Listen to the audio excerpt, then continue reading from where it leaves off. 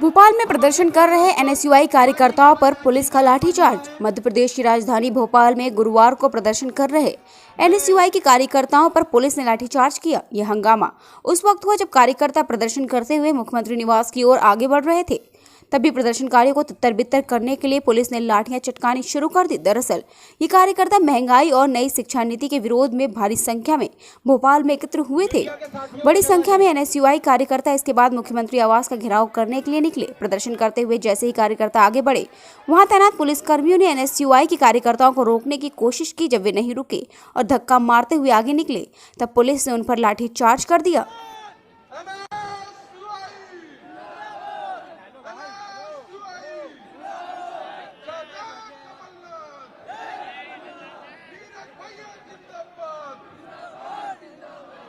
मंच पे विराजमान परम श्रद्धेय आदरणीय कमलनाथ जी, एनएसयूआई राष्ट्रीय अध्यक्ष बड़े भाई नीरज कुंदन जी, प्रदेश प्रभारी नीतीश गौड़ जी, पूर्व मंत्री परम आदरणीय पीसी शर्मा जी, बड़े भाई विधायक कुणाल चौधरी जी, आदरणीय महेंद्र सिंह जी, आदरणीय विपिन वानखेड़े जी एवं सम्मानित मंच, मैं आप सभी का मध्य प्रदेश के कोने कोने से आए सभी ऊर्जावान साथियों का स्वागत, वंदन, अभिनंदन करता हूं। आप सभी आज यहां जिस तरह से इस भाजपा सरकार की खोखली जो चुनौतियां हमारे सामने खड़ी करती है उसके लिए विरोध में आए हैं, मैं आप सभी का स्वागत, वंदन, अभिनंदन करता हूं। साथियों, यह छात्रों की लड़ाई हमें अंतिम दम तक लड़नी होगी। आज हम यहां सभी मुख्यमंत्री निवास का घेराव करने आए हैं और यह मुख्यमंत्री घेराव बढ़ती बेरोजगारी और प्रदेश में जिस तरह से SC, ST, OBC के छात्रों के साथ छलावा किया है इस सरकार ने, उसके खिलाफ है। मेरा आप सभी छात्रों से निवेदन है कि इस गुंगी बहरी सरकार के खिलाफ हमें ताकत से लड़ना होगा और हम सभी कंधे से कंधा मिलाकर लड़ेंगे। और आज हम सभी साथ में मिलकर शिवराज सिंह को यह दिखा देंगे कि यह मध्य प्रदेश एनएसयूआई के छात्र हैं, ये किसी से डरने वाले नहीं हैं। बहुत बहुत धन्यवाद एक बार पुनः आप सभी का, आपने अपना अमूल्य समय दिया, धन्यवाद। साथियों, मंच पर उपस्थित कांग्रेस पार्टी के न केवल मध्य प्रदेश के, मैं कहूंगा कि हमारे पूरे देश भर के नेता, सबसे सीनियर नेता, मध्य प्रदेश के पूर्व मुख्यमंत्री और मध्य प्रदेश के कांग्रेस पार्टी के अध्यक्ष आदरणीय कमलनाथ जी, सबसे पहले मैं पूर्ण एनएसयूआई की तरफ से कमलनाथ जी का धन्यवाद करना चाहता हूं कि वो आज के इस कार्यक्रम में हमारे बीच में आके छात्रों की इस लड़ाई, इस जंग में जो हमारा उत्साह बढ़ाने के लिए हमारे बीच में आए, मैं उनका धन्यवाद करता हूं। उनके साथ में मध्य प्रदेश के पूर्व मंत्री पीसी शर्मा जी, मध्य प्रदेश के पूर्व मंत्री लखन जी, एनएसयूआई के हमारे प्रदेश अध्यक्ष मंजुल त्रिपाठी जी, हमारे भाई और हमारे विधायक और पूर्व एनएसयूआई के प्रदेश अध्यक्ष विपिन वानखेड़े जी, हमारे बीच में एनएसयूआई के मध्य प्रदेश के प्रभारी नीतीश गौड़ जी, हमारे बीच में अविनाश जी, हमारे बीच में हमारे भाई युवा कांग्रेस के पूर्व प्रदेश अध्यक्ष और बहुत ही अच्छे तरीके से जिन्होंने अपने समय में युवा कांग्रेस चलाई, कुणाल भाई, हमारे बीच में महेंद्र सिंह जी, आशुतोष चौकसे जी, हमारे बीच में एनएसयूआई के राष्ट्रीय संयोजक रजत यादव जी। साथियों, आज का हमारा जो मुख्य कार्यक्रम है, आप सब उससे अवगत हैं कि आज यहां पे हम मुख्यमंत्री निवास का जो है वो घेराव करने जा रहे हैं। परंतु उससे पहले कुछ बातें मैं आप लोगों के बीच में साझा करना चाहूंगा। कि आज के इस कार्यक्रम का हमारा मुख्य उद्देश्य क्यों है। साथियों, जिस तरीके से आपने हमारे कार्यक्रम जो देश भर में एनएसयूआई चला रही है, जिसका नाम हमने शिक्षा बचाओ और देश बचाओ रखा है, उसका तात्पर्य ही अपने आप में यह है कि इस देश में हम छात्रों की अगर शिक्षा बचेगी तो ही हमारा देश जो है वो बचेगा। परंतु जब से भाजपा की सरकार आई है, वो चाहे केंद्र में हो चाहे प्रदेश में, मध्य प्रदेश में हो, जब से ये सरकार आई है, छात्र विरोधी नीतियां जो है वो हमारे सामने लाई जा रही हैं। शिक्षा को निजीकरण जो है वो सातवें आसमान पर है। नई शिक्षा नीति जो है हम लोगों के बीच में इस सरकार जो है वो लेकर आई, और वो नई शिक्षा नीति अगर मुझे और आपको पता हो, वो उस समय लेकर आए जब मैं और आप मूल सुविधाओं के लिए इस कोरोना की जंग में जो है वो जूझ रहे थे। वो चाहे ऑक्सीजन सिलेंडर की बात हो, वो चाहे दवाइयों की बात हो। उस समय चोरों की तरह जब पूरे विश्वविद्यालय, सभी कॉलेजेस देश भर में और प्रदेश भर में बंद पड़े थे, उस समय नई शिक्षा नीति जो है वो लेकर आए। और ये नई शिक्षा नीति जो है, मैं साथियों आप लोगों को सबको बताना चाहूंगा, ये नई शिक्षा नीति सीधे सीधे निजीकरण को जो है वो बढ़ावा देती है। वर्तमान में जो भाजपा की सरकार है, वो चाहे संवैधानिक रूप से जिस तरीके से बाबा साहब अम्बेडकर जी ने और हमारे संविधान ने जो हमें हक दिया रिजर्वेशन का एससी एसटी ओबीसी स्टूडेंट्स को, उसको छीनने का काम ये निजीकरण के द्वारा जो है वो किया जा रहा है। हर एक चीजों को जो है वो बेचा जा रहा है, हर एक सरकारी संसाधनों को बेचा जा रहा है। और मैं आपको बताना चाहता हूं, इसका आने वाले समय में जो सबसे ज्यादा असर पड़ेगा वो हम शिक्षकों को पड़ेगा, हमारे छात्रों को पड़ेगा। वो इसलिए कि जितने भी सरकारी संसाधन है उनको जब रेलवेज है, नेशनल हाईवे अथॉरिटीज है, जब इनको बेचा जाएगा, उनको प्राइवेटाइज किया जाएगा, उनको निजीकरण में डाला जाएगा, तो वहां पे एससी एसटी ओबीसी जो हमारे छात्र हैं, जो उनका संवैधानिक हक है रिजर्वेशन का, उसको वो जो है ये सरकार जो है वो छीनना चाहती है।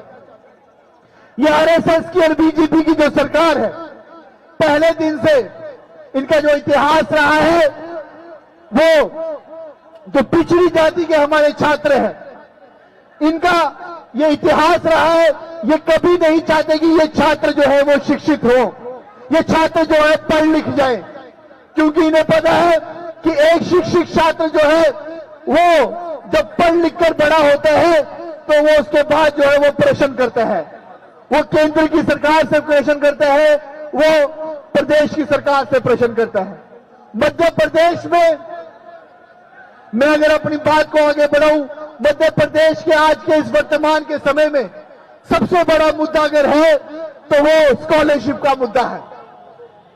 हम इस गूंगी बहरी सरकार जो सत्ता के नशे में चूर है, जिन्होंने चोरों की तरह, मुझे लगता है कि हमारे स्कॉलरशिप का पैसा जो हमारे छात्रों के पास आना चाहिए था, जिस तरीके से कमलनाथ जी हमारे बीच में बैठे हैं, जब ये मुख्यमंत्री थे तब उन्होंने इस चीज को सुनिश्चित किया कि स्कॉलरशिप जो है वो हर एक छात्रों तक पहुंचे।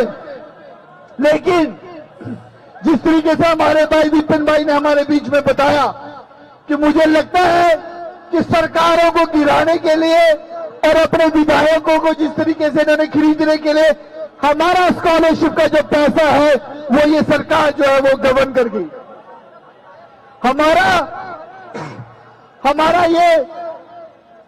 हमारा ये लक्ष्य रहेगा कि आज इस प्रदेश के जो छात्र हैं वो इस सोई हुई गूंगी बहरी सरकार को हम पूरा प्रयास करेंगे कि इस सोई हुई सरकार को जगाने का काम करें।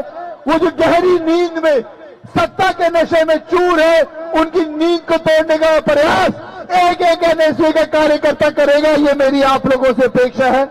मैं ज्यादा समय नहीं लूंगा क्योंकि हमारे बीच में कमलनाथ जी आए हैं, वो हमें आगे एनएसयूआई की उनके क्या अपेक्षा है वो हमें मार्गदर्शन देंगे। तो मैं चाहूंगा कि वो हमारे बीच में बात रखें। धन्यवाद। जय हिंद, जय भारत। कि शिवराज सिंह जी ने कैसा प्रदेश हमें सौंपा था। अभी आप आंदोलन करने जा रहे हैं, मैं तो शिवराज सिंह जी से कहता हूं, आ जाइए, खड़े हो जाइए। आप 18 साल का हिसाब दे दो, मैं 15 महीने का हिसाब देने को तैयार हूं। शिवराज जी ने कैसा, अब चुप रहिए, शिवराज सिंह जी ने कैसा प्रदेश हमें सौंपा। अब आप चुप रहिए, चलो। शिवराज सिंह जी ने कैसा प्रदेश हमें सौंपा। एक ऐसा प्रदेश सौंपा जहां बेरोजगारी में नंबर 1, किसानों की आत्महत्या में नंबर 1, महिलाओं पर अत्याचार में नंबर 1 और भ्रष्टाचार का क्या कहें, भ्रष्टाचार में नंबर 1। पैसे दो, काम लो, ऐसी व्यवस्था बनाई हुई थी शिवराज सिंह जी ने। ये चुनौती थी हमारे सामने कि प्रदेश को सही पटरी पर कैसे लाएं। ये हमारा प्रयास था। मैं तो शिवराज सिंह जी से कहता हूं, आपने 22,000 घोषणाएं करी हैं, 22,000। ये नौजवान जो ये छात्र यहां आए हैं, आप इनकी आवाज नहीं सुन सकते। आपको जो पीड़ित किसान है, आपको दिखता नहीं है, आपकी आंख नहीं चलती, आपके कान नहीं चलते, मुंह बहुत चलता है। और यही बात आपके हाथ में जिस प्रदेश का भविष्य है, मेरे हाथ में प्रदेश का भविष्य नहीं है, आपके हाथ में प्रदेश का भविष्य है। आप सबको ये बात समझानी है। और मैं तो एनएसयूआई, मैंने अपना राजनीतिक जीवन युवक कांग्रेस से किया था। जब मैं पहली दफे सांसद बना था 42 साल पहले मैं सांसद बना था, उस समय की दुनिया कुछ और थी, आज की दुनिया कुछ और है। आज हमारे नौजवान सोशल मीडिया से जुड़े हैं।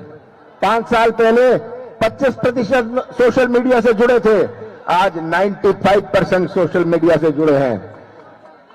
आपको जो ज्ञान देने आते थे, आप उन्हें ज्ञान दे सकते हैं। ये अंतर है आज के दिन। तो मैं तो आपसे ज्यादा ना कहते हुए कहूंगा कि आप संगठन की तरफ देखना है। हमारा चुनाव बीजेपी से नहीं है, हमारा मुकाबला बीजेपी से नहीं है, हमारा मुकाबला बीजेपी के संगठन से है। हमारे प्रदेश में लगभग 1330 कॉलेज हैं। कॉलेज में आपकी क्या सदस्यता है? ये झंडे, बैनर, पोस्टर से चुनाव नहीं जीता जाएगा। जब तक आपके कॉलेज में सदस्य ना हुए, हर कॉलेज की कमेटी ना हुए, तब तक हम चुनाव नहीं जीत सकते। और यही सबसे बड़ी कमजोरी हमारी रही है। आप में उत्साह है, आप में जोश है, पर ये जोश भोपाल तक सीमित मत रखिए। ये जोश हर कॉलेज में होए, ये जोश हर विश्वविद्यालय में होए। यही एनएसयूआई का लक्ष्य होना चाहिए कि कितने कॉलेज हैं, हमारी कितनी सदस्यता है। ये आपके ऊपर है। आपके ऊपर कोई पहरेदारी नहीं कर सकता। ये तो आपको अपने दिलचस्पी से, अपनी निष्ठा से करना होगा कि हर कॉलेज में एनएसयूआई का यूनिट हो। हर कॉलेज के बाहर आप मीटिंग कर सकते हैं, हर कॉलेज के बाहर आप मीटिंग कर सकते हैं। मैंने ये देखा है, मैंने ये विभिन्न प्रदेशों में देखा है। ये अब आप सबको करना है, आपकी जिम्मेदारी है। तभी ये भविष्य हमारा सुरक्षित रह सकता है। हमारे विश्वविद्यालयों में सदस्यता बनाएं। ये आज आवश्यकता है। ये आंदोलन हो जाएगा खत्म। आप शिवराज जी के कान में अपनी बात पहुंचा दोगे, पर उसके बाद आज के बाद तो कल आएगा, कल के बाद तो परसों आएगा। और जब ये परसों आएगा, याद रखिएगा, अगर हमारे छात्र हमारे साथ नहीं है, हमारे नौजवान हमारे साथ नहीं है, तो इस सब का कोई मायने नहीं है। मुझे पूरा विश्वास है कि अगर आप सबने अपनी कमर ठान ली, आप यहां उपस्थित हुए, आपने संकल्प लिया, तो कोई नहीं रोक सकता। अगले 2 साल में कांग्रेस का झंडा मध्य प्रदेश की विधानसभा में लहराएगा। आप सबका बहुत बहुत धन्यवाद।